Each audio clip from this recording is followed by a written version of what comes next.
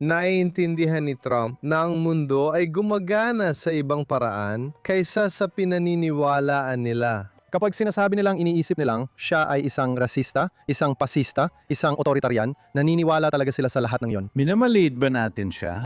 Oh, sigurado. Maraming political capital ang ginastos niya sa digmaang ito dahil naniniwala siyang tama ang ginagawa niya. Lagi niyang sinasabi na hindi dapat magkaroon ng sandatang nuclear ang Iran. Bakit di mo maintindihan? Walang naging intensyon ang Iran na makisama ng maayos sa mundo. Bakit may naniniwala na susunod ang mga Iranian sa gusto ng Amerika, gaya ng pagsuko ng kanilang mga sandatang nuclear o anuman pang iba, kung hindi naman sila napilit gamit ang puwersa, gayong binigyan na sila ni Trump ng maraming pagkakataon? Bakit mahalaga sa mga kritiko ni Trump ang ideya na Israel ang humila sa Amerika sa digmaan? Hindi ito mangyayari kung wala si Netanyahu.